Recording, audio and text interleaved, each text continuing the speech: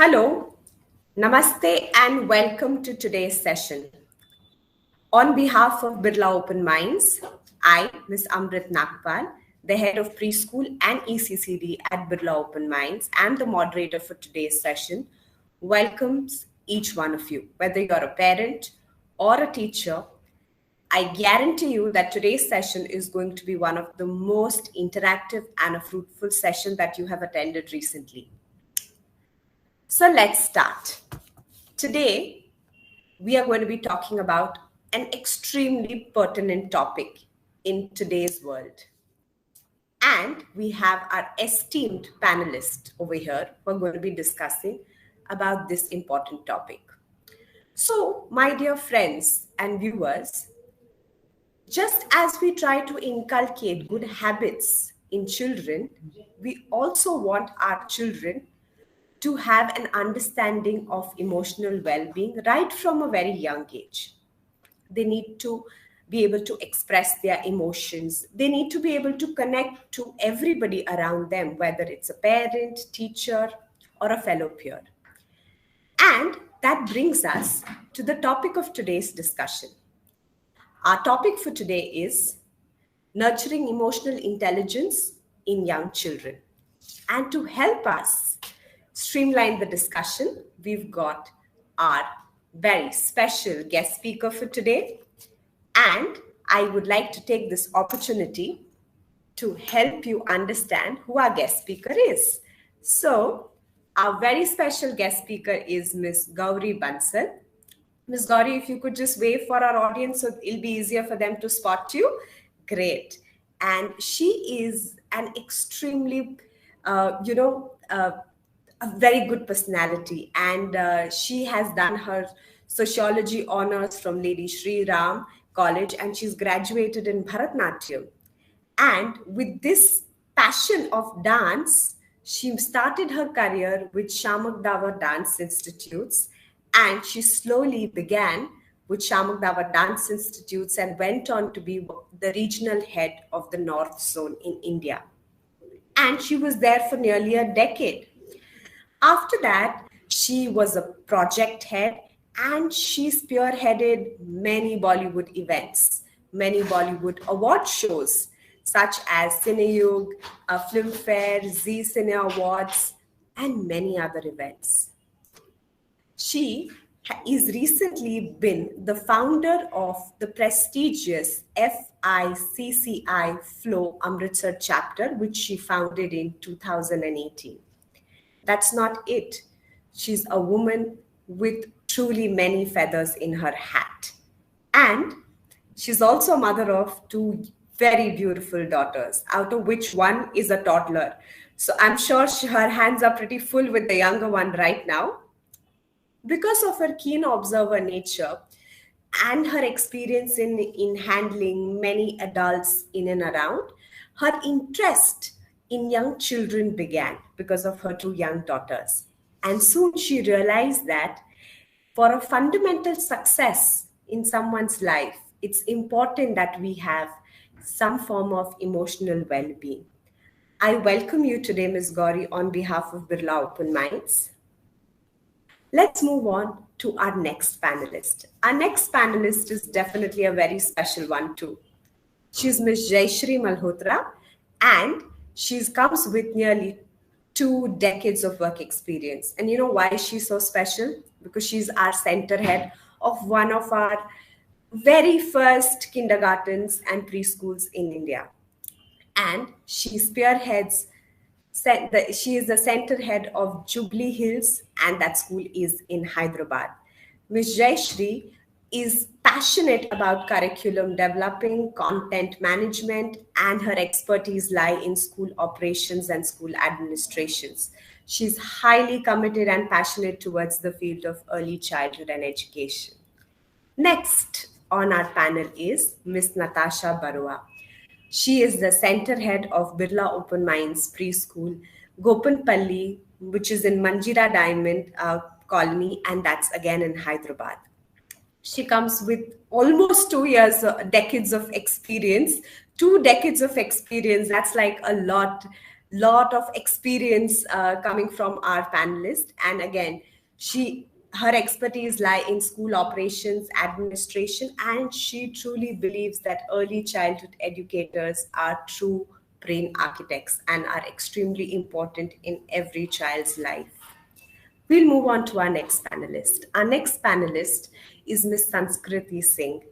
She is a licensed clinical psychologist, and we've invited a psychologist today to understand a different perspective on emotions. And her experience has been vast because she has been a writer, and she's also been on the advisory panel of various magazines like Grah Lakshmi, Arogya Dham. And she's also authored many books like Beyond the Stigma, Leave Your Worries Behind. And for her, parenting is also a very close topic because she's a full-time, hands-on mother to a toddler, like most of our panelists. We move on to our next panelist over here. We have Ms. Ruchika Sharma. She's the center head of Birla Open Minds Preschool from Mohali.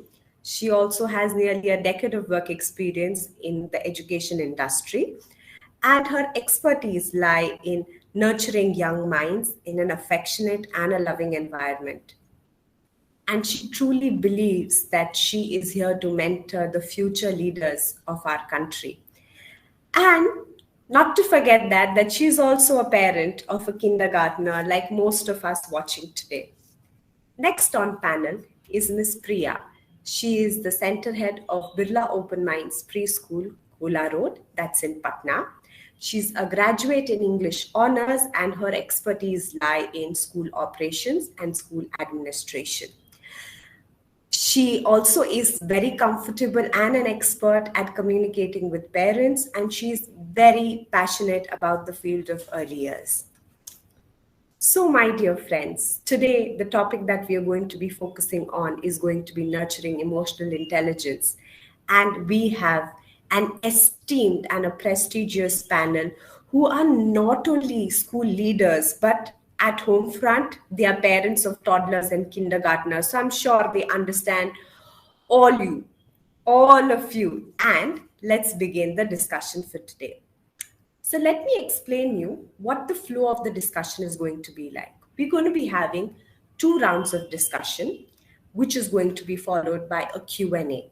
Now, the Q&A that we have curated and accumulated have been from the parents who have registered in the Google form that we had shared. And the Q&A consists of lots and lots of questions from teachers and parents, and we're going to be discussing that towards the end of the session. So all of y'all will have to wait till the end of the session to get all your answers. And then that's going to be followed by quick takeaways by our esteemed guests and panelists. So let's move on to our round 1. For round 1, each panelist is only going to get 10 to 15 seconds to speak their mind. So let's get started. My first question is going to be to Ms. Gowri Bansal. And my first question is, why do you think it is important to express our feelings? So tell me one thing that comes in your mind when I ask you, why is it important to express our feelings?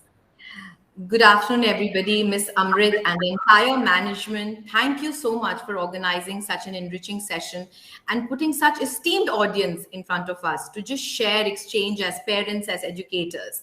So first thing that comes in my mind is expressing harmonizes your mind. It releases the emotions and the pressures that we build by holding ourselves back. So it decongests and harmonizes. That has a direct impact on the personality of your child and the holistic growth. So given the time limit, I think that's all about it. Thank you so much, Ms. Gauri. The same question goes to Ms. Jayashree. What comes to your mind when I talk about why is it important to express our feelings? Over to you, Ms. Jayashree.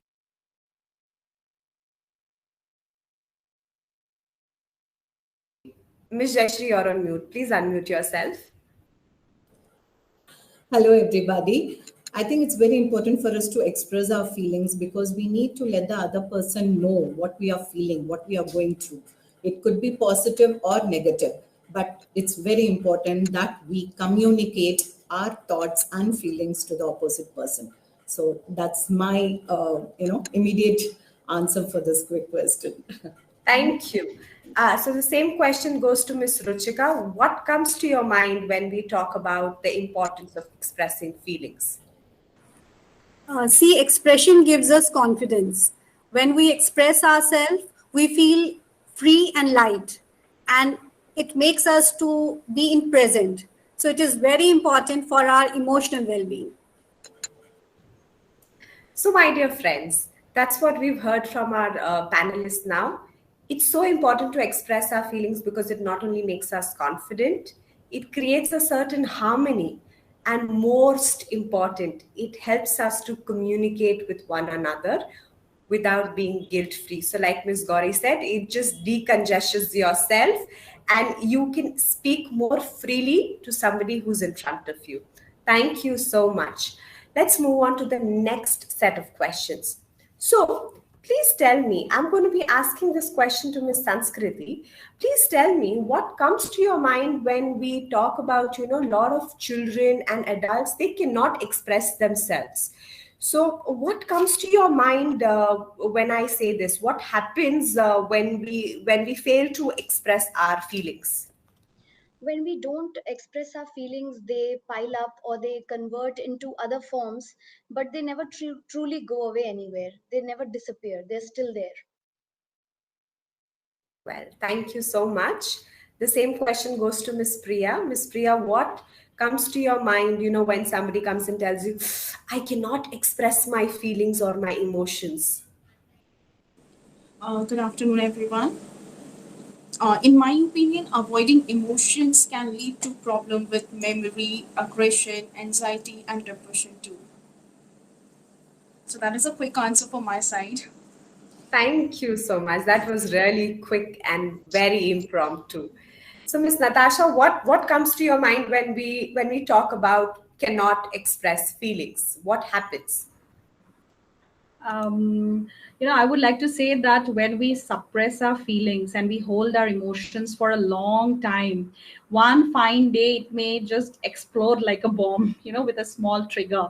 And now in the society, what we see is that there are high cases of depression in adults and teenagers. Even, suicidal emotions or tendencies are also a lot more in the society.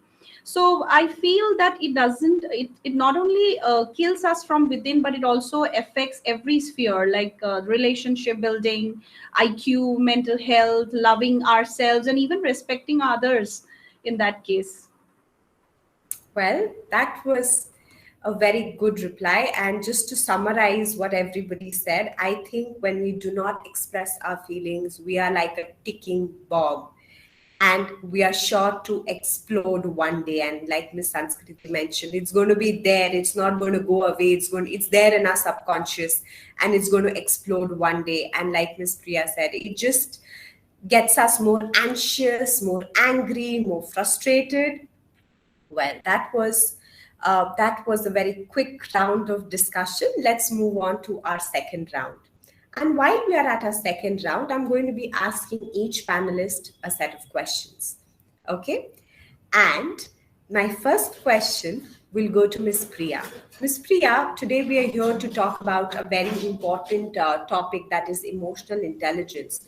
So, according to you, what is emotional intelligence? And do you think children as young as toddlers and kindergartners and preschoolers require the need to be emotionally intelligent? And if you feel yes, then could you share some examples with our parents and teachers explaining why do you feel that they need to feel emotionally intelligent? Over to you, Ms. Priya. Sure. Thank you, ma'am. In my opinion, emotional intelligence is having a awareness and a understanding of emotions. Like they helps a person to just understand emotions of others and in a better way, in fact, in a better way, and communicate effectively by empathizing with them. So, if I'll talk about the children's or our young ones, so they definitely, if some children, some child having like emotional intelligence, like effectively emotional intelligence, and they definitely just do better in their schools or classrooms.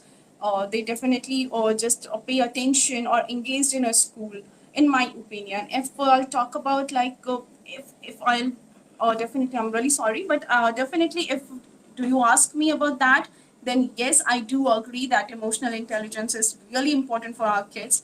I saw some of the kids in my school, in my center.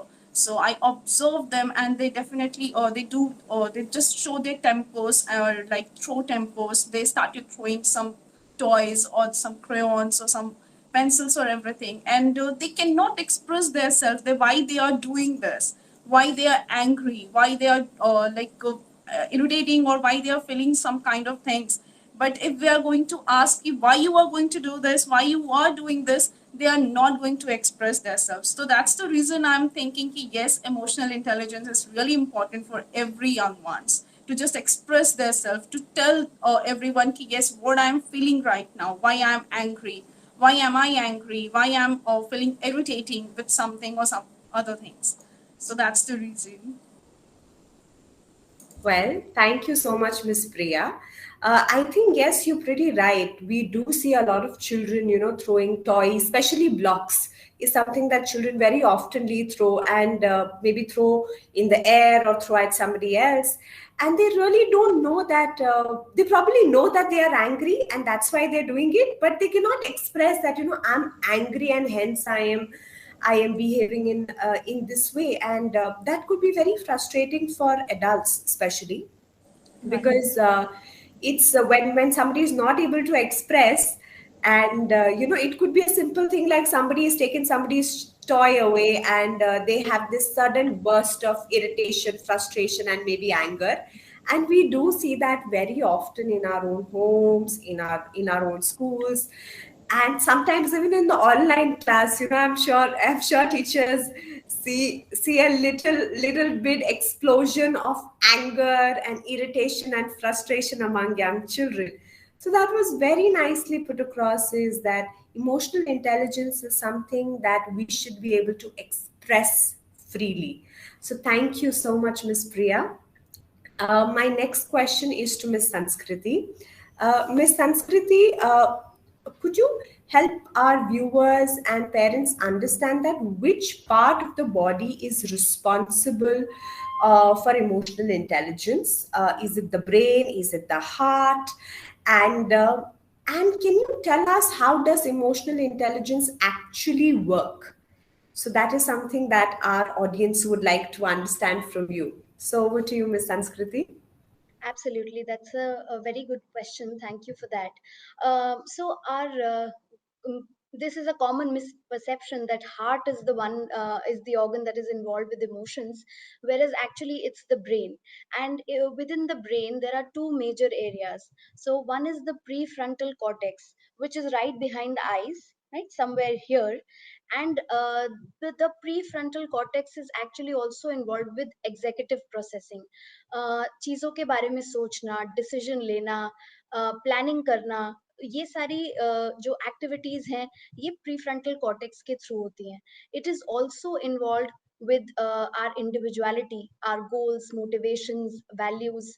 Also, prefrontal cortex regulates our ability to understand situations, to differentiate between situations, to predict outcomes and consequences. हम जो कर रहे हैं उसका आगे चल के consequence क्या होगा long term में. This is what prefrontal cortex is involved with. The second group of interconnected structures that is involved with emotional processing is called the limbic system, and it has four parts: the thalamus, amygdala, hypothalamus, and hippocampus. There are actually many, but these four are the most vital. Now, I'll try and use an example so that all of us can understand this jargon free. I'm currently at my parents' place, and as Miss Napal told you all, I have a 2.5-year-old son. So my mother, while his nanny, while playing with him, will often make a scary face, and his immediate reaction is to cover his face with his eyes because he gets scared by the scary face. But then immediately he will, after like 10 seconds, he will say, "Nahi, aise mat karo." Now, what is happening in his brain? Let's understand what is happening in his brain when he does that. the thalamus part of the limbic system, which is somewhere deep inside the brain, in the middle of the brain.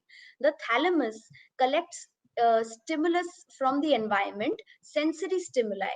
So sensory stimuli in this case would be visuals of Nani's scary face, uh, sound of her low growl, and those sensory inputs will travel through impulses from thalamus to amygdala. Amygdala will process it a bit more. There is a scary thing happening, there is a noise, there is a scary face, and then amygdala will further stimulate the hypothalamus. Now what the hypothalamus will do is it will activate the adrenal, the autonomic nervous system and the endocrine system, which will create the physiological responses that we see in emotions, which means that will lead to my son having his heart beating faster and feeling a little jittery because he's scared. But then if he is feeling all this, why is he not responding in an absolutely fearful manner or running away? He's quickly gaining control over his emotions and saying aise mat karo. That's because he also has a prefrontal cortex, and that prefrontal cortex helps him in distinguishing the two situations. So it tells him it is scary, but it is just your nanny. It tells him you're surrounded by your family, your parents are there, nothing to be scared of. It also tells him that saying no will make the thing stop, so you can do that. And it also tells him that your parents repeatedly tell you you're brave, so that is a trait that you have, and you can use it to control that situation. So he can quickly gain control over that emotional stimulus and respond in a regulated manner. So that is the interconnection between the limbic system and the prefrontal cortex. Other than that, there is also another area in the limbic system called the hippocampus, which converts short term memory into long term memory. And why is memory important in terms of emotions? क्योंकि हमारी जो memories हैं, जो हमारी यादें हैं, वो emotions से जुड़ी होती हैं, और क्योंकि हमें इतनी सारी इमोशनल एक्सपीरियंसेस की याद होती है, तभी हम दूसरे लोगों से सिंपथाइज कर पाते हैं, उनकी बात भी समझ पाते हैं. So that is how these 5 areas uh, have involvement in emotions. Now how to strengthen it? Very quickly I will just come to that. How to strengthen emotional intelligence in kids through literally understanding neuroscience is that we want to strengthen their connection between the limbic system and the prefrontal cortex. So if we for very young children, if infants, if they are soothed, fed, held, and comforted whenever they need to, and children up till the age of 5 years or even more for that matter, if they have positive stress free environments at home, that literally changes their brain architecture. Miss Natasha said it in the beginning that we are the architects of brain, and parents can really be the architects of brain in the truest sense of the word, because the prefrontal cortex and the limbic system, they are the last to mature. So emotional development happens till early 20s. So if we provide our children with nurture and care and unconditional positive regard, then we are literally strengthening and constructing their brain to be stronger and to help them achieve overall emotional well-being, better relationships, and being better at adapting to different social situations. Thank you.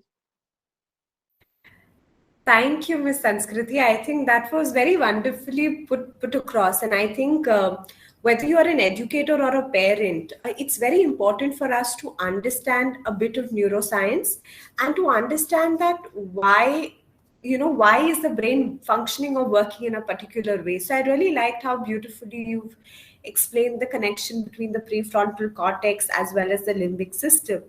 And I would just like to tell our viewers, whether you're a parent or a teacher, is that the amygdala is just a small almond shaped thing in our brain right there, that part, but it is so powerful. It controls all our emotions. Yes, due to Bollywood, we have this very strong myth in our country, because we all love our movie industry, whichever part of the country that we live in, even all our regional movies, that emotions are always ruled by heart. But I think you've just got a very different perspective about neuroscience today over here.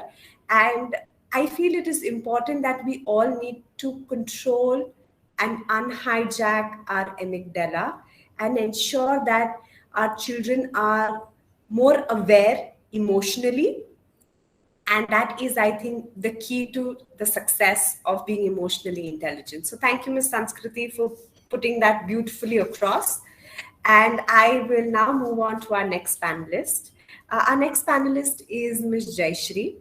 And Ms. Jayashree, what I like to understand from you is, could you brief us what exactly the nurturing of emotional intelligence happens, in young children? How can we nurture it? Or, what could be the benefits of nurturing that kind of intelligence in our children? So over to you, Ms. Jayashree. Thank you, Ms. Amrit. I really like now we are entering the crux of the conversation. We are always so much in concentrating the child's academic development or the child's cognitive, all that. We are putting in so much stress on these aspects, but very often we miss out on the crucial thing, which is their social emotional development. Because as children, they are not built with filters. They are unable to classify what they are feeling or are unable to express what they are feeling. So as a adult, either it could be a parent or it could be the teachers, it becomes our sole responsibility, I feel, so that we can help them understand, regulate their emotions, so that they feel confident and they're able to understand others' feelings also, so they don't hurt others' feelings also. It's a very thin balance we have to balance here. I'd like to support my findings through the research.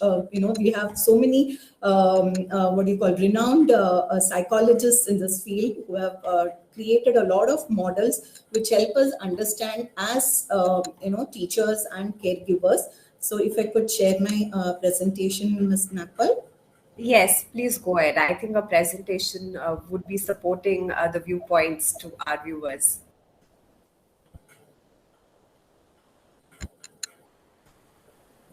Is it visible yet? Not yet. Just give, yes, now it's visible. Yes. You can go ahead. Yeah. So first, I would like to talk about very renowned psychologists. I'm sure that our panelists would agree to. John Mayer and Peter Salovey. They are the ones who came out with this beautiful EI model, which helps the present, teaching community and also many parents. They can Google further and understand. They came out with this model which talks about, first is perceiving the emotions. So first is understanding what the child is feeling and why it is so. What is this feeling created out of? And then use these emotions. So it could be a positive emotion, it could be a negative emotion. So they need to express it and to channelize it. And the third part of the model, the psychologists say here in their research papers, is understanding. So it's very important. Children will not be able to. So we, as adults, as teachers and parents, we are here to help them understand their emotions. And the last, most important, is to manage it. Because we see many a times when the children come to a class or at home, a happy emotion, everybody is very fine because it's smiling, the child is happy. But when the child is angry or the child is sad, so how do they express it? They usually throw items away, or they are sitting by themselves in a corner. So that's when we as caregivers and adults have to take care and help them manage these emotions.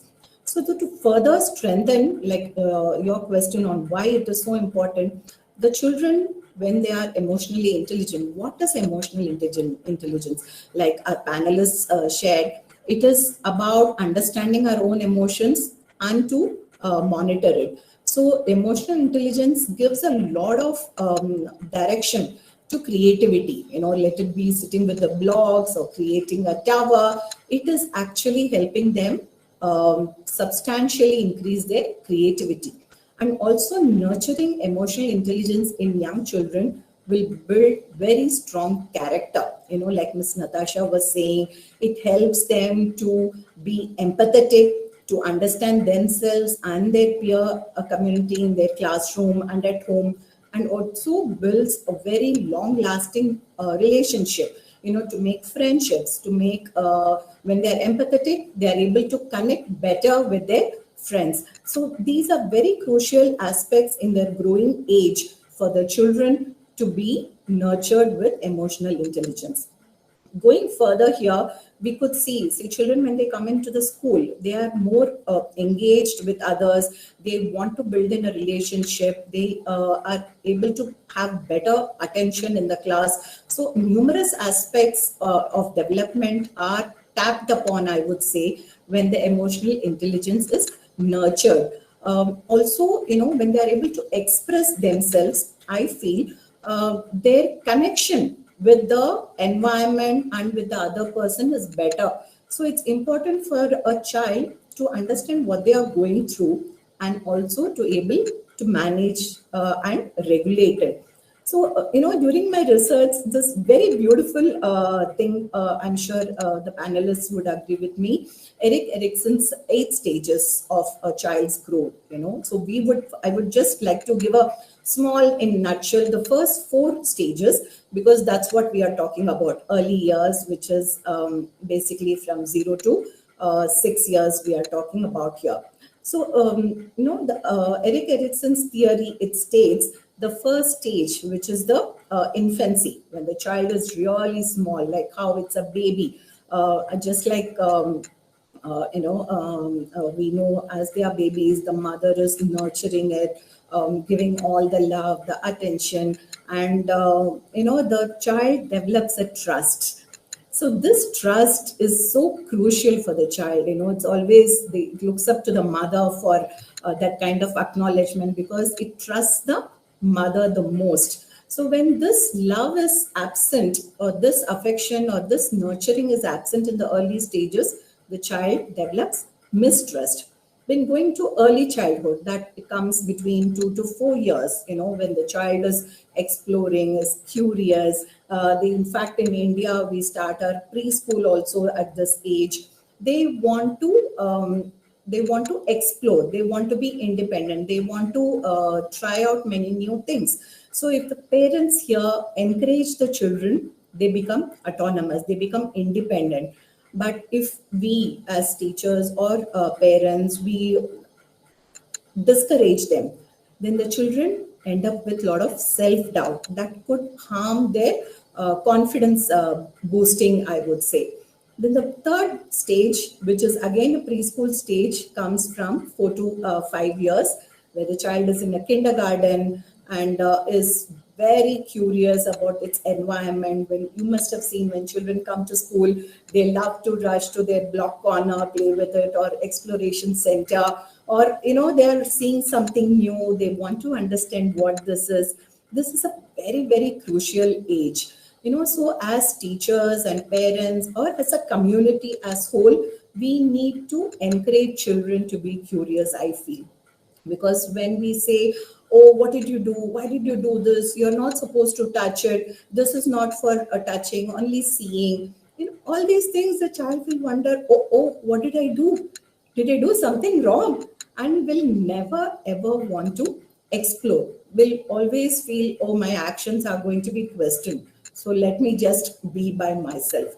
So it's very important that we nurture children's initiativeness so that they are emotionally intelligent. I would conclude with the fourth stage, which is the school age. Here the children are in the age group of 5 to 12. So basically right from primary to middle school, the children are here. They have their thoughts now. You can understand your children when they are in class 1, 2, 3, 4. They have their thoughts. They know what is right. They want to do it by themselves, and they want to be acknowledged. They want to be appreciated, by the peer group, by the teachers. It becomes so important. It becomes very crucial at this stage that we acknowledge the child's work. In case we are giving, negative feedback, yeah, aise kar diya, it's not supposed to be done like that. Don't you know how to do this? I've told you many times. All these things make the child feel very inferior. oh, am I not good enough? Am I not, not at par with my friends? So it's very important that we nurture their intelligence, we nurture their emotional stability, and give them a very, very strong future. So, as beautifully this quotation is by Tara Mayer, so when awareness is brought to an emotion, power is brought to your life. So, I want to conclude here and put across to my parent community and teacher community, let's make our children aware of their emotions and bring power to their lives. Thank you. Thank you so much, Ms. Jayashree. And I think that was very wonderfully put across.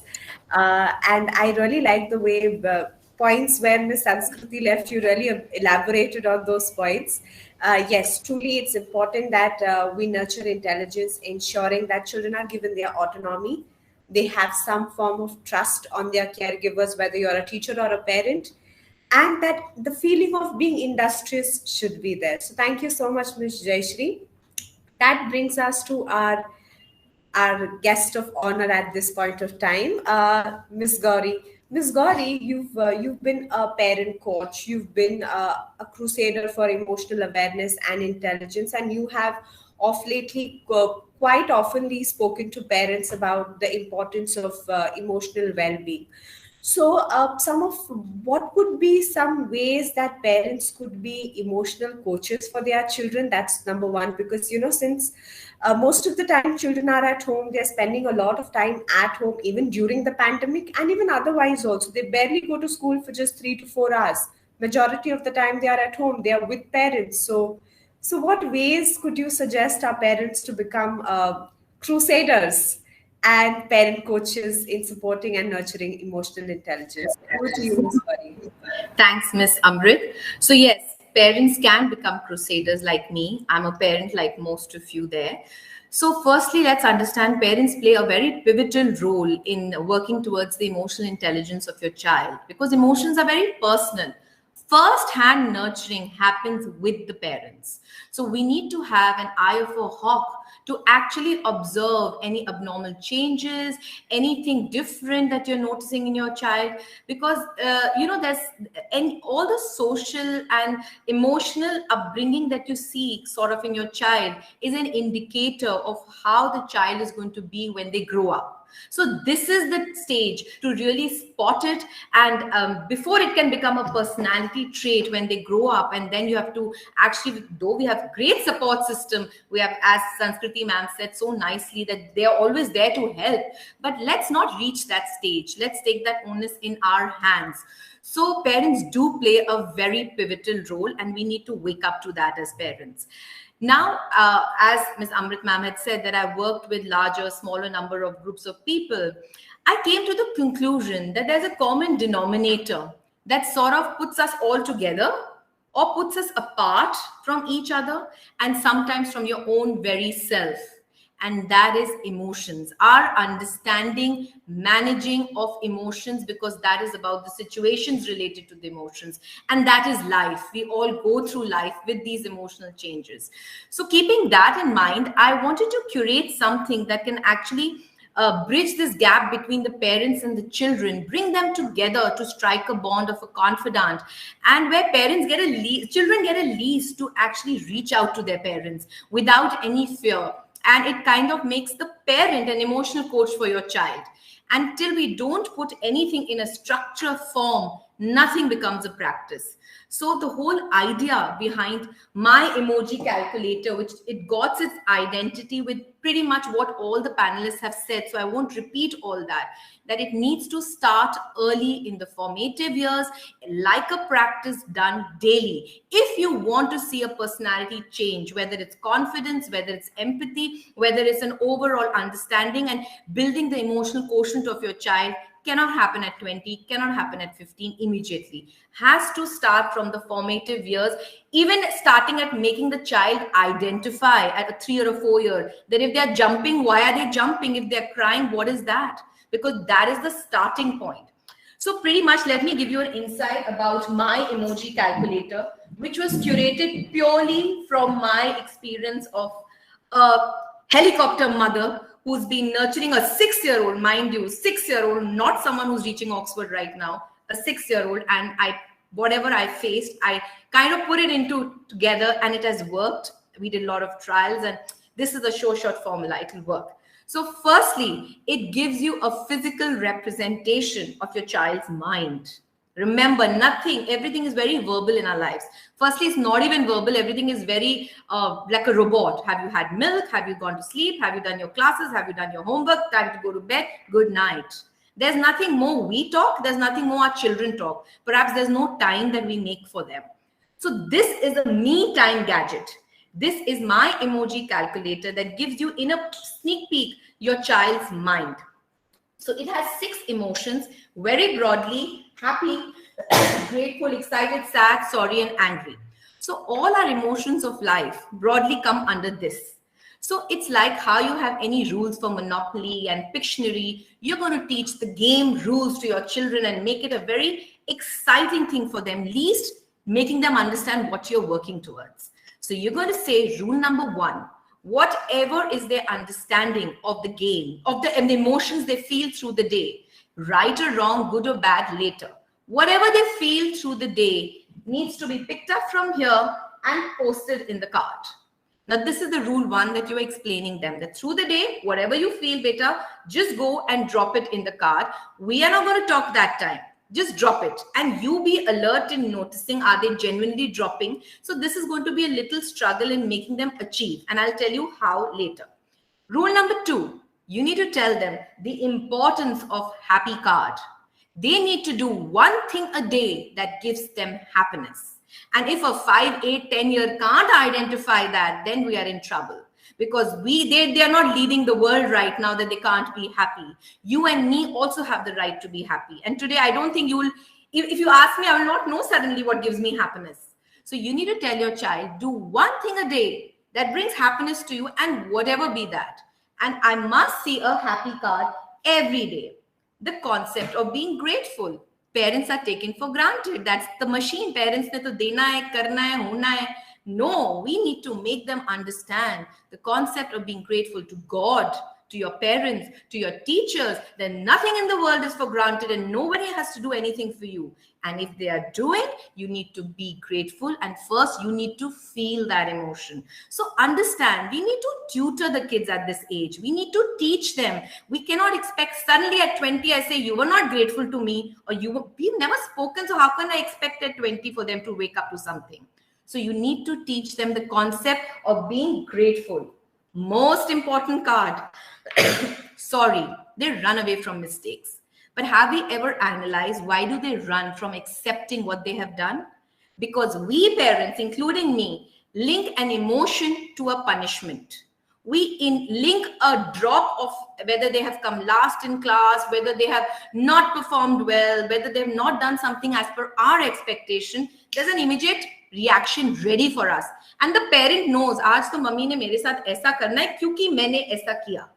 So we have created predicted reactions. We need to cut this pattern. We need to, parents, replace our expectations with expressions. Let's get talking to what mistake happened, why the mistake happened. We need to stop reacting our predicted reactions and change to responding. We need to start commanding, and we need to start communicating. So this is my new strategy which I work. Start responding, start expressing, hear them out, communicate with them, and you will see a remarkable difference. Now there will be time your child will post everything but this card. So kind of put an incentive to the week. That if genuinely, Nitara, who's my daughter, I see you performing well through the week, genuinely, because I am alert watching that you did that mistake, but there was no sorry card. I'm going to reward you. Reward doesn't mean materialistic. Again, rewards that can bring small happiness. It could be best meal. It could be Maggie of the week, because we don't feed our children junk food every day. But once a day to banta hai, So you kind of incentivize the week, so that they become, so slowly you will see, I better be true, because firstly, mama is not shouting at me. There's no predicted reaction. So I want to put my card and talk to mom at night in my me time, because they are now going to run after you like my daughter. Mama, can we sit on a cards posted? And there are days I don't want to. And she said, Mom, can we sit on the cards posted? Because there's so much of excitement you've instilled in the card. Remember, teachers and parents, that putting the card is not just a simple activity. It's your child relating to their feeling, connecting to their feeling, addressing their feeling and putting forward. Good, bad, right, wrong later. But firstly, they are doing that, which is the most important. So it's just not posting the card. They are posting their mind out. As Sanskriti ma'am so beautifully said, emotions are not in our heart. They are in our mind. They are all there. But how do we peep inside? We don't know how to peep inside. This helps you to peep inside. Now comes the most important part of anger. Emotional meltdowns. What are emotional meltdowns? Children will throw tantrums, and including me, we will divert that tantrum. We will give them their gadget, their favorite food, and we will think, job done, the anger is over. No, we've suppressed the anger for it to come back again in greater intensity the next day, because we've not addressed it. So the mantra for we parents have to be, if there's an emotional meltdown, first calm the child by saying, go post your card. And that day before you sleep, you need to address the reason behind it. Because most of the time, emotional meltdowns can be for your attention, can be for you not being heard, they not being able to reach out to you, or something genuinely that has been upsetting them. But they never come and say, oh, mama, today I'm angry. They will never come and talk like that to you.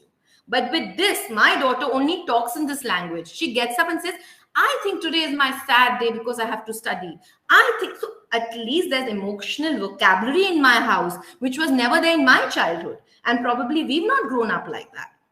So remember the 3 strategies of anger.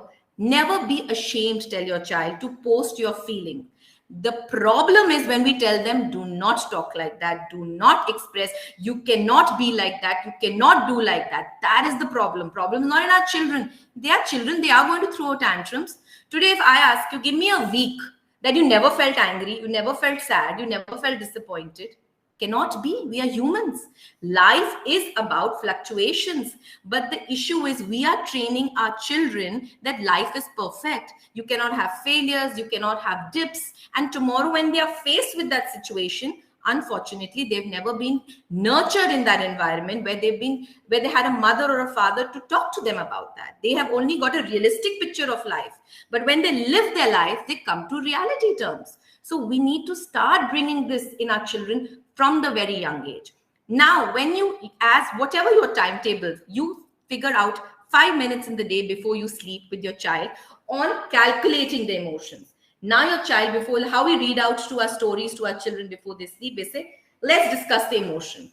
So there are 4 R's that I'm giving all of you to go through it. Number 1, you review the cards.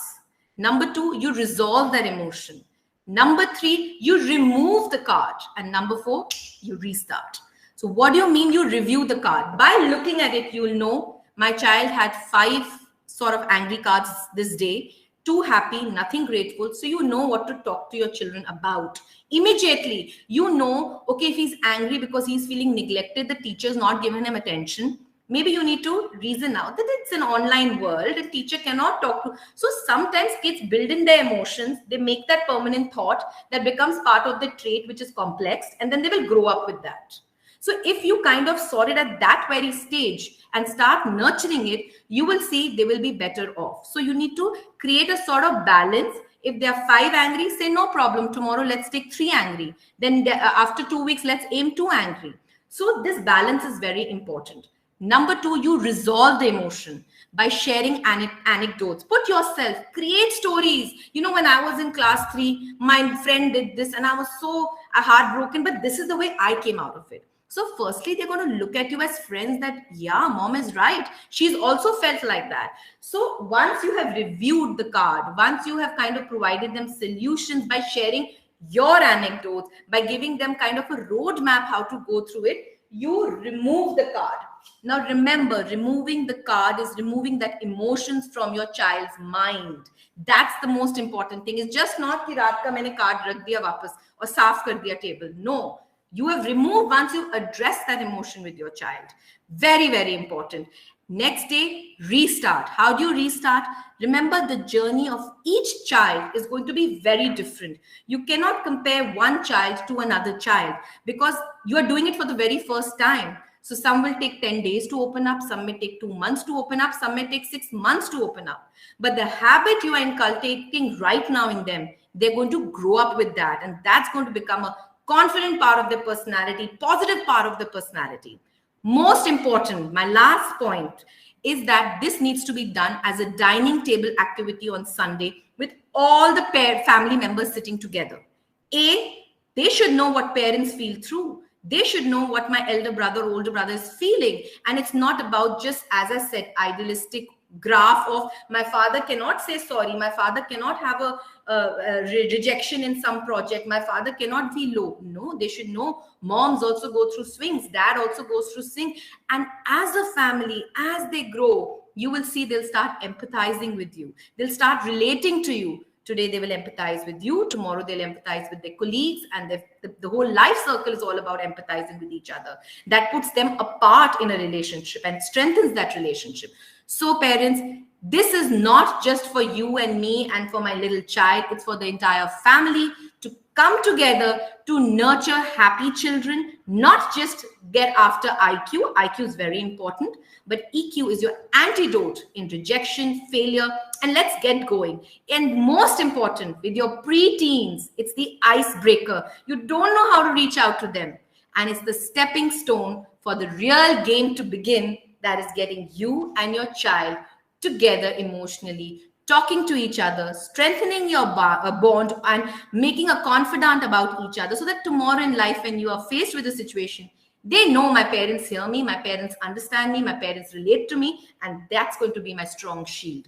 So Emoji Calculator is all about a family game. Don't take it as a simple activity. Everything that you do here has an impact on the holistic growth of your child.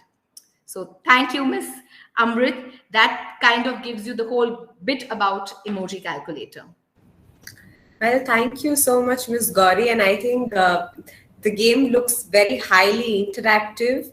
And what I really liked was one thing that you really mentioned was it's as a family, you have to be emotional coaches. It's not just a parent.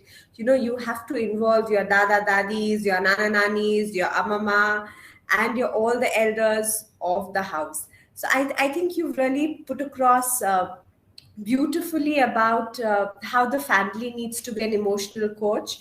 And again, connecting dots with all our panelists is that, yes, we do feel that, you know, by the time children grow older, we feel that, oh, we've lost all the connection and the communication with them. And I like the way you kept stressing, and all the other panelists have been stressing that, no, it has to start from a very young age. It has to start right from the early childhood days, so that you have a very peaceful teens, preteens, teens, as well as young adults who are emotionally connected and can communicate their emotions very well. So thank you so much, Ms. Gowri. It's time to move on to our next panelist. And the next question is going to be asked to Ms. Ruchika Sharma. So Ms. Ruchika Sharma, I'm sure, you know, all of us, most of us here are school leaders, and we interact with parents in and out on a very regular, probably on a daily basis. And very oftenly we get these queries from parents that, you know, I'm so tired, I'm frustrated with my toddler, I can't run behind my toddler, I work, I come home, I cook, I look after my family, and now I'm exhausted. You know, we get such, you know, complaints, or I would say we get such opinions, or we go like, please help us, mostly from mothers, but I'm sure, you know, a lot of working fathers are there nowadays, both parents are working, so we get these queries from a lot of parents now. So could you suggest some self-care strategies for parents of how they could maintain their emotions, you know? Otherwise, you know, we see parents sticking like a time bomb, and you know, you being physically harsh to your own child. If not physically harsh, at least our voices go very high, and we like, you don't know what you're doing, I've just come back from work. So we get to hear a lot of these queries from parents. So if you could suggest some strategies to our viewers. Definitely, Miss Amrit. I personally feel that as parents, because I'm also a parent of two children, as parents, before working on our children, we have to work on our own emotional well-being, because our each word said by a parent can make or break the child. And it is very important that a parent, because children observe their parents, they walk on the footsteps of their parents, so it is very important that parents should take care of their emotional well-being first. So if I talk about parents, especially mothers, there is a saying, the mood of a family depends on the mood of a lady of the family. So, if I talk about mothers, if you see the priority list of a mother, you will see that they keep themselves in the end. And this is the main problem. Mothers don't take care of themselves. And because of that, they get frustrated, stressed, impatient, and obviously, unintentionally, it passes to the child also. So, as mothers, we have to accept this, that we need to change ourselves. We have to do few changes in ourselves. We have to look after our emotional well-being first. Only then we can nurture our children. So here I have few tips for, especially for mothers, and I ensure you there will be smile on the faces of mothers after they apply them. So firstly, sleep early, get up early. Please give at least 2 hours time daily in the morning to yourself. And please avoid using mobile phone at that time. Uh, you can go for a walk, you can do yoga, you can do breathing exercise, you can do meditation, whatever you like. This will give a positive start to your day. Secondly, take out your diary, note down what you are going to eat in the breakfast, lunch, and dinner. And also write down what the other priorities of the day. Make a to-do list and start working on that. And mothers, I request you, and if in any case you miss something, please forgive yourself. Because we as women, we have a big heart for others, we forgive everyone, but sometimes we become so rude to us, we become so strict with us. So please forgive yourself, be humble and kind to yourself. You should have at least one or two person in your life with whom you can share all type of your feelings. This is very important, because when we express our feeling, we feel light and free, and it helps us in our emotional well-being. And try to be in the company of positive people. Take suggestions only from positive people. This is very important. The people who have a positive look for life, please take suggestions from them only. Next, I would suggest mothers, please avoid taking tea in the morning. I know most of the mothers, they feel that it is an energy drink. But I would suggest, please avoid taking tea in the morning. Instead, take some energy drink in the morning, like coconut water, or lukewarm water, or lime water. Keep yourself hydrated. It is very important. And mothers who stays at home, I would suggest, please take an afternoon nap. It is very important, because sleep reboots our energy, and it increase our efficiency for the entire day. So take nap in the evening. You in the night, go for a walk and then sleep. And mothers, I would suggest, please make a balanced diet for yourself. Plan a balanced diet for yourself. You can consult a good dietitian also for your health, for your healthy well-being, because a healthy mind stays in a healthy body. It's a great saying. So please take care of your health. We as mothers, we undergo a lot of changes after giving birth to the child. So it is very important to take care of our health. And I know mothers, it is not as easy as it sounds, but believe me, it is absolutely necessary to do this, because after, if you will follow all these things, you will feel happy and positive, And when with this state of mind, when you are going to interact with your child, you will definitely give a right kind of emotional support to your child. Your positiveness, your happiness, and your discipline will pass to your child also. So it is very important. Similarly, for fathers, please follow a good morning routine. It will definitely going to help you a lot. In the end, I would conclude, fathers, mothers, please don't ignore yourself. Take a very good care of yourself, and it itself will do the rest of the magic for your child. Thank you. Well, thank you so much, Ms. Ruchika. I think some very valuable suggestions, strategies, and inputs at your end. Uh, while I would just like to tell everybody that, just adding on to whatever Ms. Ruchika mentioned, that it's so important to take care of ourselves first, whether we are a parent, a teacher. You take care of yourself first, everything else will fall in its place. And your emotional health matters the most. If you're emotionally healthy and you've nurtured your emotional well-being, I'm sure you'll pass the same thing on to your children, to your family. So use these uh, words of wisdom that Ms. Ruchika mentioned as a superpower. This is your superpower. So please use them as your superpowers to help create magic in your family and in your lives. Thank you so much, Ms. Ruchika. We move on to our last panelist for today. We apologize for keeping you waiting for such a long time. Miss Natasha, you've been a very good administrator, and you've been working with teachers for a very long time. So I'm going to be asking you a question that is going to be related to teachers. So, Miss Natasha, if you could, help us understand that, how could you make kindergarten teachers and educators help promote emotional intelligences in their classes, whether it's online or physical? Also, if you could suggest some strategies for teachers who are working with young children, who are working with primary years children, something that you've been implementing in your school, or some other strategies that you feel are very important to be implementing. So please, the stage is all yours. Please go ahead. Thank you, Ms. Amrit. As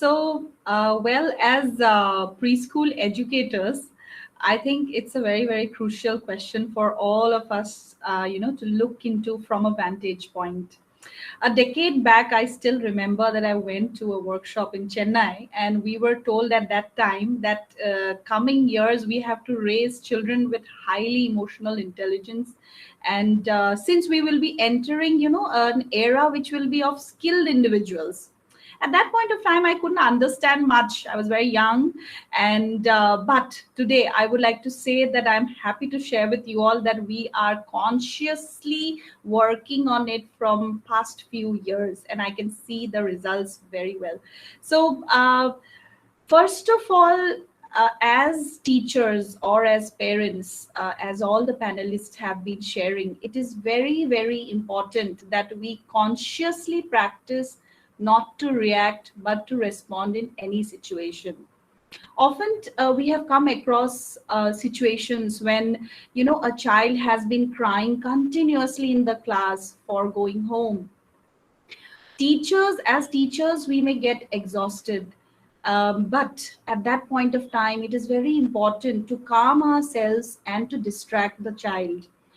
During our transition levels in our school, what we do is that when the children are crying, few of them who cry a lot, we take them for a walk around the school. We spend some time with them separately.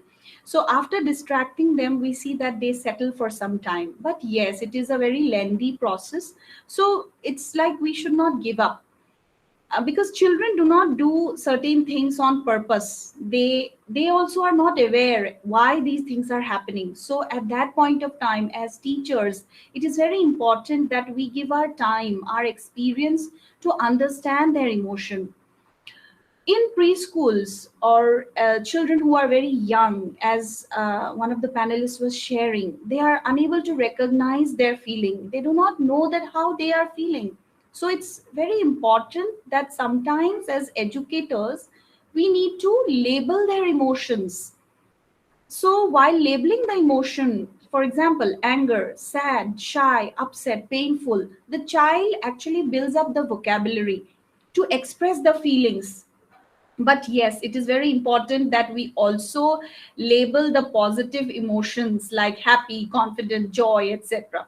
So what we practice at our school, both in physical when it was there and right now virtual, is that we have a quick separate talk with the child.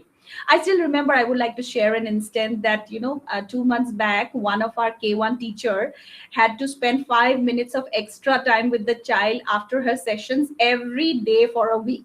And he was suffering from an unknown anger, which the parent had shared with us.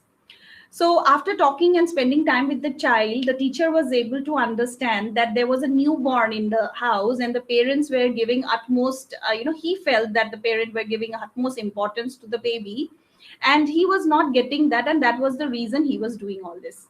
So later on, the teacher was able to explain the child about his feelings, and to the parents also few guidance and tips were given, which ultimately, the situation normalized.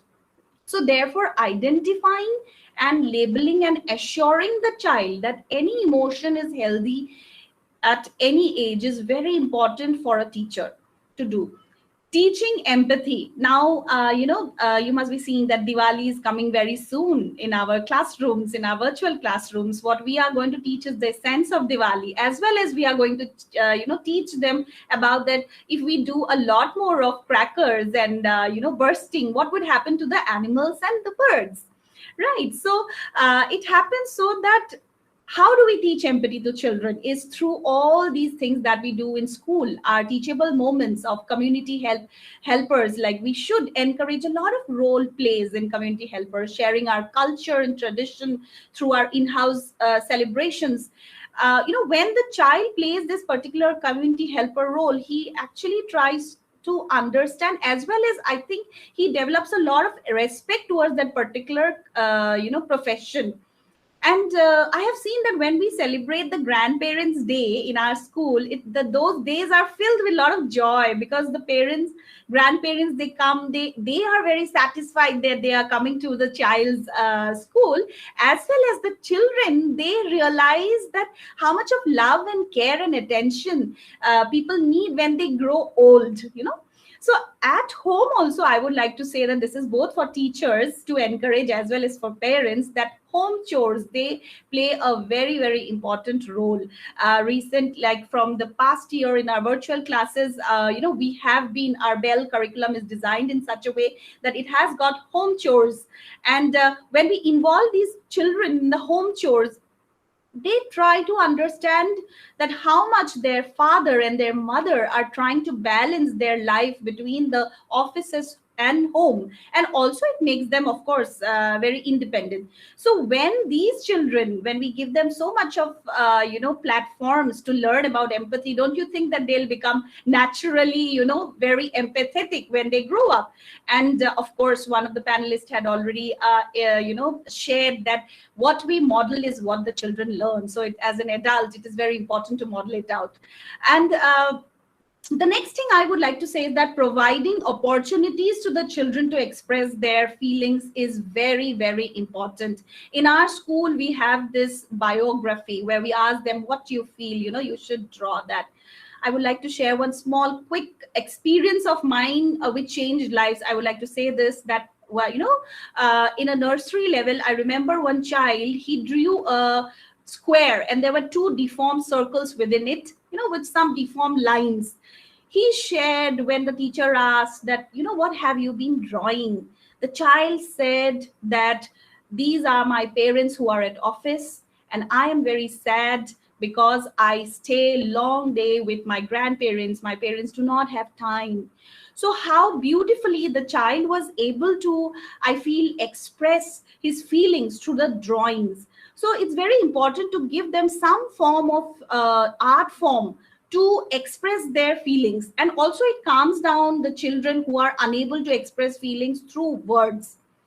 Now, as educators, as teachers, as curriculum developers, we should always remember that it's very important that we inculcate strategies of promoting emotional intelligence in our everyday classroom. Like, for example, in our nursery class, we can have a specific circle time plan for the nursery level. For the kindergartens, we can have a classroom meeting also sometimes. I have seen that the life skill program that we had adopted in our school from the past few years, we have a selected topic every month, and like for being thankful, and we practice it regularly in the class and through morning messages or some home chores. It has brought a lot of change in children. And now the question is, as educators, after we are able to make the child realize these particular emotions, how do we handle that in our classes? Even virtually, it is very easy. We can do bubble breathing, like we breathe in from our nose and we blow out from our mouth, like as if we are blowing out through a bubble wand. We can do om chanting, we can do a lot of drinking water. Yoga and music and movement is very essential to be incorporated in our classrooms, I feel. And then books and storytelling in different ways, they have always been the treasure house and support the emotional intelligence in children as well as in adults, I feel. So we should adopt as preschool educators different ways that actually interest the children. For example, shadow puppet art, finger puppet art, or puppets, books, and even educational videos. But when we are playing educational videos, we should be very sure that we should see it first, and then we should interpret within like in at intervals to the children, that what does that video mean. I would like to share a few books that often some series which we are using in our school from a long time, like the Pepper series and the wellness being emotional well-being series. So our teachers take these books, they tell the stories from this book, and actually ask the children that how that particular character is feeling and what the child would have done if he was in his or her place. And as a teacher, I feel it's always important that we remain the coach when we face certain kind of situations rather than a problem solver. Because when the children find their own solutions, they become very confident. If they empathize, I would say, they are able to work collaboratively. And as an adult, they'll be very good team players. And last but not the least, very important is that we as teachers make each and every child feel that they are loved, they belong to this particular place, that sense of belongingness, that they are in a happy and safe environment. That's the reason all our preschool teachers, whenever in the morning or wherever they come, they always bow down to the level of the child and say hello, good morning, how are you. So I think these are certain things as educators, if we practice, we'll be able to promote the emotional intelligence in our classes. Thank you. Thank you, Ms. Natasha. I think some amazing strategies that you've mentioned, very extremely child friendly, and I think they're very easy for all educators to use. I really like the point where you mentioned that these are the strategies that you should be practicing every day and not just on special occasions. So whether it's circle time, well, art is one of the best form of expression, and if your children cannot are not very comfortable with art as a form of expression, then yes, you can talk to them during circle time. There are wonderful stories that we can pick and narrate in our classroom. So I think some beautiful strategies for educators there for all of you. Thank you so much, Ms. Natasha. We'll move on to all the questions that our parents have been asking us. So I'm going to be posting a few questions to you, and I would like anyone to pick and choose on how they would like to answer.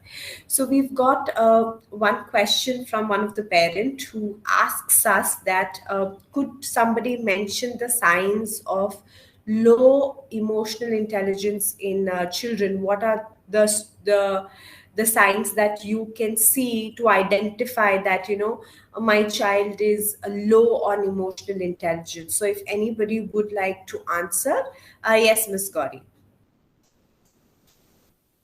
So that's a very good question, and that's the starting point of my emoji calculator, is that we do not want children with low EQ. Now, what is low EQ? We've understood understanding your emotions, talking about your emotions, expressing it and managing it. Someone who's able to do that rightly is someone with high EQ. Now, a small example is that low EQ doesn't mean a person who's just low in confidence. It can also be someone all about me, myself, the arrogance that the person has. So low EQ, let's understand, doesn't always mean my child is confident and arrogant, doesn't mean that the child is high EQ. Let's get that right.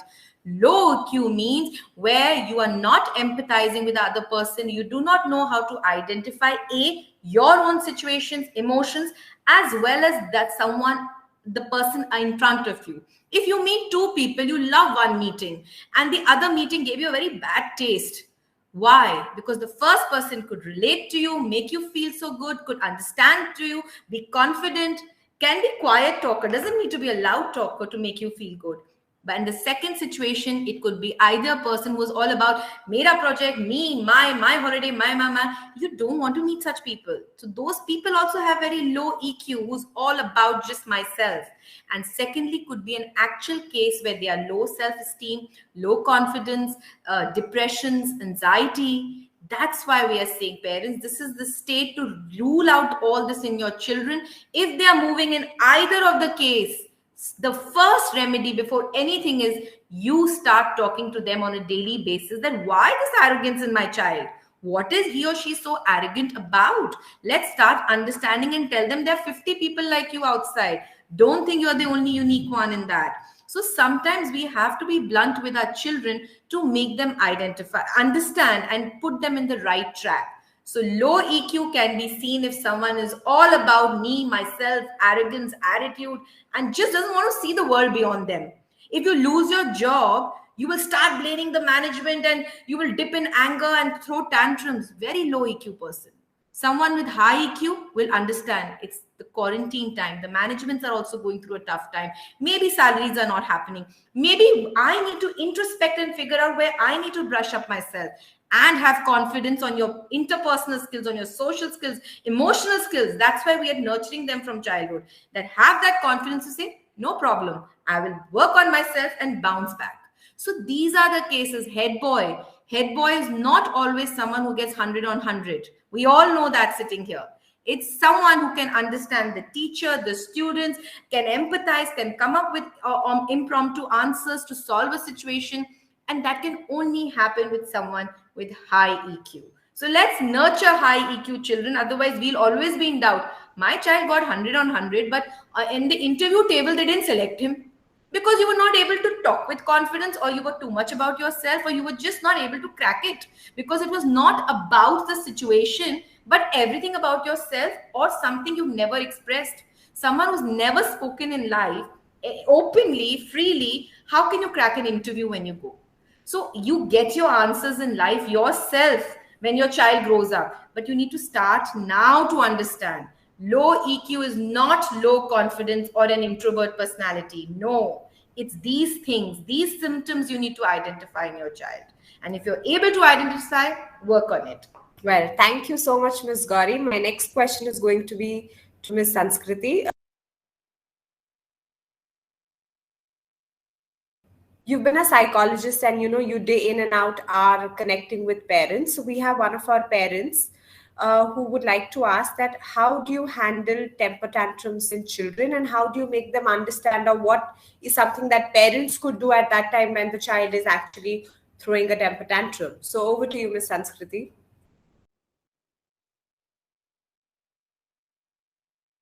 You're on mute. Please unmute yourself. Sorry about that. A lot of times when toddlers have temper tantrums, parents themselves start to panic, and then it's like a vicious cycle of panic and meltdown from your end and their end, and it keeps on going. So first, work on being calm yourselves. Uh, an emotional meltdown is very normal at that age, at an early age, because children have very intense emotions, but they don't have the resources to deal with them yet, which we are going to be working on, as we've talked about through this webinar. So it's very normal for them to have meltdowns. So have patience and try to calm yourselves down from the start. A statement that particularly helps me also when I say it to myself is that I may be getting troubled or hassled, but he's not doing it to hassle me. So that takes the pressure away from the child and takes the onus of your own emotions on you. So one is keep calm yourselves, maintain your a calm voice and calm tone. Second is don't invalidate their feelings. इसमें रोने जैसी कोई बात नहीं है, इतना चिल्लाने की कोई बात नहीं है, because emotions are always valid.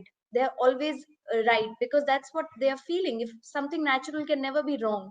So always start by saying, I know you feel mad right now because somebody took your toy, or I know you feel like crying right now because you don't want to attend your class today.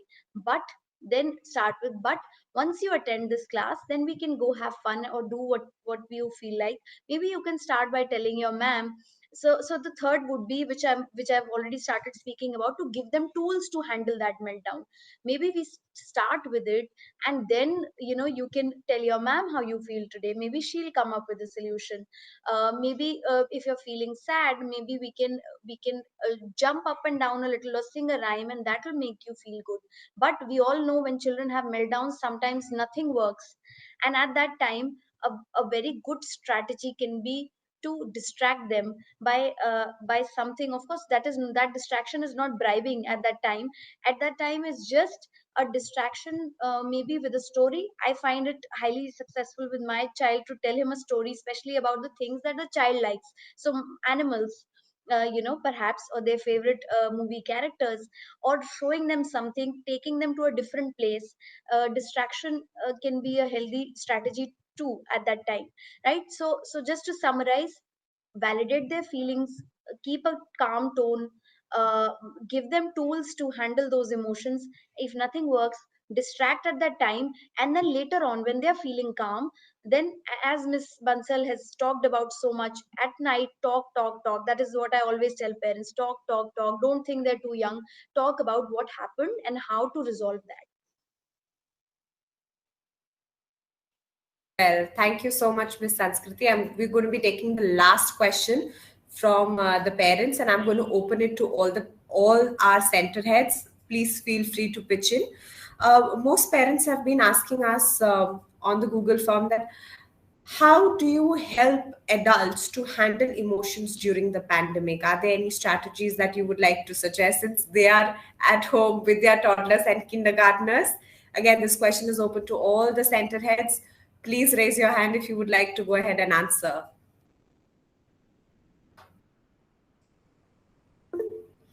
Yes, Ms. Natasha, please go ahead. I would like to say, as a parent, we should take one thing at a time. For example, from the school, let us say something has to be done, or something has come up that we need to take care of the child, or my child fell sick. At that point of time, let us not think about the consequences, but think about what we can do at this particular moment. That, I think, calms us 90% down. And then we can think about the other strategies of how to reach out. I think the second point should be reaching out immediately. If it is school, then reaching out to the school immediately. If it is reaching out to the teacher, reach out to the teacher immediately. If it's a doctor, reach out to the doctor. And I think very well Miss Rushika had explained that how we should maintain our own decorum as a person, how we should take care of ourselves. When we have energies in our body, when we have that particular calmness within us, I think every situation given to us, we will have a solution to that. And it is not something that can be done on a single day. It is the entire humanity is going through that.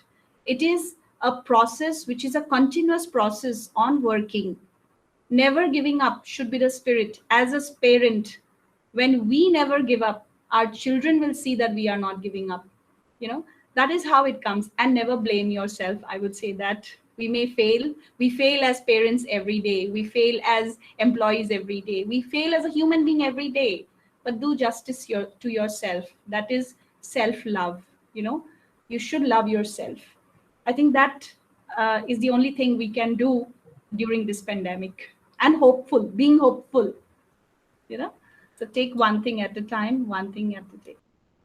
True, very true. We have had plenty of questions, but we apologize. We can't answer all of them at this point of time. We will definitely have to host another Q&A section for that. So, as we are coming closer to the end of the session, I would like to ask each one of you one takeaway that you would like all the parents or the educators to remember. So, I will start with Ms. Jayashree first. So, one takeaway. My takeaway is ruler. Okay, not the object ruler, but the acronym ruler. It's a real Tarak mantra. I think we need to remember ruler as in R as in recognize. We have been talking the entire webinar about it. Recognize your child's emotion. You as in understand. Find out what is the trigger, where it has started from, what is the source point for the emotional outburst, whatever. Then L as in labeling. Find out, is it due to sadness? Because many times children cry and then we ask, are you upset? That's when the child knows, oh, my emotion is actually labeled as crying. So we need to label, and that's when they can express it. Then the next time they will say, I'm upset, so I'm sad. I'm scared because I got a nightmare. So you do RULE, recognize, understand, label, express, and the final most crucial is to regulate it. How the child can handle this emotion, how the child can overcome this emotion together, not avoid it, but overcome it, find ways to overcome it. So my takeaway for the day is going to be ruler. That's a wonderful acronym, and I think it's going to be so easy for everybody to remember. Ms. Sanskriti, very quickly, what's your one takeaway for parents or teachers? Sure. I think one of the things that I think is most important is that do not wait for the tantrums or emotional problems to get out of control. Start very early, because early on what happens is if children are doing fine, they're emotionally well, they're not throwing temper tantrums, we tend to do our own thing and not give them too much attention.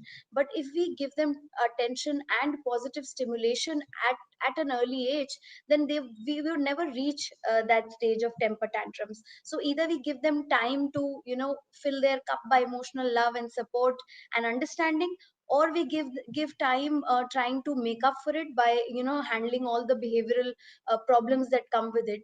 Either way, we have to spend that time, so let's start spending that time now. Thank you. Very quickly, Ms. Priya, one takeaway for parents or teachers. Sure. I totally agree with Miss Sanskriti. Like parents have to just give the time to the kids, to their word, for just understand their expression about their emotions, what they are feeling right now. Because most of the parents don't give the time to the kids. They just give to the nanny and just keep the nanny in at home, and वो उनके through जाते हैं, right? वो कभी खुद understand करने की कोशिश नहीं करते, and then they come to us and just ask कि okay, मेरे बच्चे ने क्या करा है आज, राइट? तो वैसे में आई वुड सजेस्ट कि डेफिनेटली आप अपना एक टाइम निकालो, आप अपने स्केड्यूल बनाओ जहाँ पे आप बच्चों को टाइम दे सको, and just make them understand and just make them realize कि yes, I am there with you. Whatever is the emotion you have, what you're feeling right now in school, at home, where it is, just give them time. That's it. Thank you. Very well said. Thank you so much. Ms. Ruchika, very quickly, one takeaway. For parents and teachers, I would say, please take good care of yourself for the better care of your child. I would say this. Wonderful. Very short and sweet. Ms. Natasha, one takeaway for parents and teachers. I would say that as an educator, it starts with me. First, I need to be stable, and then only I'll be able to pass on that stability to my children. So if I want to ensure an emotional, stable life for each and every child that I am teaching or I will teach in the future, it's very important that I focus on my actions today. what am I doing today is, something that counts. So I need to give a lot of hope. I feel that. Thank you so much. Wonderfully put across. Over to you, Ms. Gauri. One quick takeaway for our parents and teachers who are their child's emotional coaches. So parents, we all have said one same thing. You need to change. For children, don't follow what they are told. They follow what they see. So you make that change. Three things, quick thing for all of us. Dwell within, connect with your own feelings first, address them, let go. Always address with your children not only the negative feelings, the happy feelings. Celebrate with them, show them with your body language and hugs, which are all gone out of our lives right now. So express, let go, negative, positive, both ways, and stay mindful. If you are in the present and not letting emotions control you, you are going to see the difference, and your children are going to evolve with you. Invest in this thing which you feel is just a simple activity. It's a family dining table activity, working on you, me, my child, and all the relationships that are important to us. So if you feel a relationship is important, you need to work towards it. Emoji Calculator is your guide, standing you to make you a little determined and put a structure and habit, so you don't do 2 days and you forget about it. Do it every day. And I'm really happy and excited today with this wonderful session. So today I am going to personally put these 2 cards for my daughter to tell her how happy I am today. Something so good happened to me today. So that's the take I leave all of you with. Very well. Thank you so much, everybody. I would just like to conclude whatever all our esteemed panelists and our speakers have been mentioning is that emotional intelligence allows us to respond instead of react. And I think these are very powerful that we have been discussing through the session. Respond instead of react, and that we as parents and educators need to thoroughly remember. We also need to remember that emotional intelligence allows us to triumph. It is the triumph of our head over our heart. And emotions are in our Bollywood movies and our regional movies taught by our heart, but that's not the fact. It's actually governed and ruled by our brains and our head. And so we need to have that power over our brain and our head, and ensuring our amygdalas are unhijacked so that our emotions can flow smoothly and we're able to connect to everybody that we meet, whether it's our children, whether it's our relatives. Emotional intelligence is not only understanding your emotional well-being, but also connecting to the person in front of you and understanding his or her emotional well-being properly, and can learn to cope up in all kinds of stressful situations. And that is what today's panel has, exposed emotional intelligence about. So at this point of time, on behalf of Birla Open Minds, I would like to sincerely thank our guest speaker, Ms. Gowri Bansal, for an amazing session and for showing us a beautiful interactive game of Emoji Calculator to all our parents and teachers. And thank you to each one of you, Ms. Sanskriti, Ms. Jayashri, Ms. Priya, Ms. Natasha, and Ms. Ruchika, for spending your valuable time with us and sharing some extremely lovely insights, and truly understanding that we are raising children not for this nation, but also for 21st century. So, and we can only get there when we give EQ as much as importance as we give to IQ. So let's nurture all our children in the correct direction for what 21st century skills. Thank you so much to all our viewers, parents, and educators for spending your valuable time with us. We hope and pray that your families are safe, and we hope that things get better soon, and we hope that we see you in our next series with another interesting topic. Thank you so much. Until then, wish you all a very happy, safe Diwali as we are proceeding to our Diwali holidays. So thank you so much, everybody. This is Ms. Amrit Nagpal signing off on behalf of Birla Open Minds. We will see you all soon, very soon, with yet another topic. So thank you so much, everybody. Thank you, everybody.